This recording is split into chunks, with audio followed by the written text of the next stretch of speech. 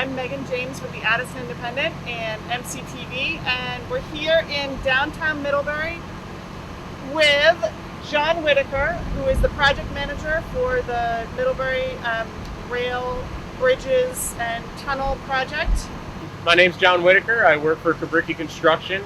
I am the project manager for the project and helping to oversee the work that's going on and work with our team to make sure that this 10-week shutdown goes off without a hitch. And we're here to talk about the new 300-ton crane that arrived, or that was erected in downtown on Monday night. John's going to tell us a little bit about that and a little bit about the beginning of this project. So the crane was erected on Monday. Obviously, as you can tell, it's a fairly large crane, so it started right in Triangle Park and unfortunately had to shut down traffic temporarily in order to go out into Main Street. The crane itself is about 650,000 pounds. There's 400,000 pounds of counterweight, and the remainder is the house that you see there with the tracks. The boom itself is 164 feet in length, which is the reason we had to go out into Main Street. And the whole reason for it being here is for erecting all the precast during the shutdown period. Awesome. Can you tell us, for people who don't know, also, I'm going to just slip my mask off. We are about 6 feet apart, so I'm going to slip that off for now.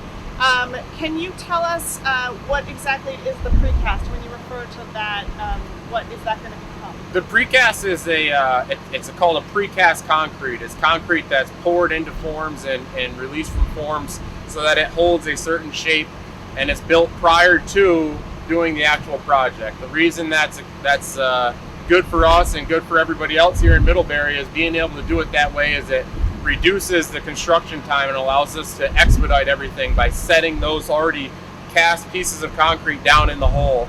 Those pieces of concrete are shaped in a U-wall type shape.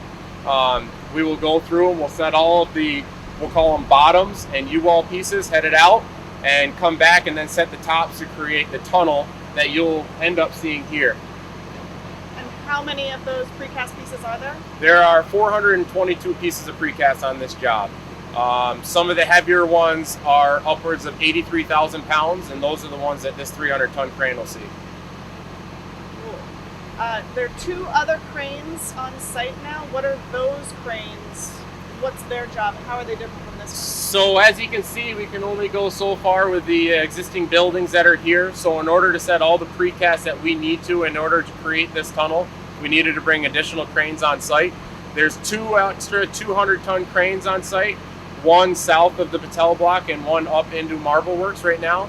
And even during the actual erection process, you'll see an additional 275-ton hydraulic crane over here on Merchants Row and Main Street assisting these, as well as a 200-ton crane that you'll see out on Route 30 in our precast yard, basically delivering all these pieces to these cranes so that they can be erected in place. Tell me just a little bit more about how this crane was assembled on Monday night. How many people worked on that? How long did it take? So we had roughly 10 guys here, not including the oversight and the staff that assisted with that.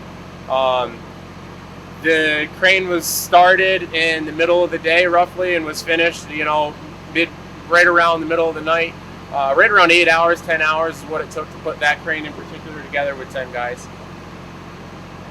So what else is going on today as far as this project? Today, everything right now we're doing is entirely in preparation for this big 10-week shutdown. We want to make sure that everything is set, all the preparation work is done. You'll see us doing miscellaneous excavation activities, some additional supportive excavation type work, and basically just getting everything ready for the big shutdown. When is the actual shutdown? Actual shutdown is currently scheduled for July 13th. What's the first thing that'll happen on July 13th? So the first thing that's going to happen on July 13th is we will end up shutting down Main Street in order to basically take over the area here. We'll begin by pulling all the tracks out and starting with our excavation just below where we're standing now. And how will it affect the flow of traffic around Middlebury? I'm assuming you can't drive through. Yep. So area. Luckily the state has done a great job of putting together a good traffic control plan. We're going to be working with the state directly and utilizing some flaggers as well as police officers in order to help that flow of traffic and get people into being used to taking the traffic circle across Cross Street and up Route 7 rather than coming right through downtown Middlebury on Main Street here. And businesses in downtown will still be open? Absolutely. Businesses will still be open, and encourage people to come down and take a peek. Thanks for tuning in. This is Megan James with the Addison Independent and MCTV here in downtown Middlebury. Tune in again next week to see what's going on with the construction in downtown.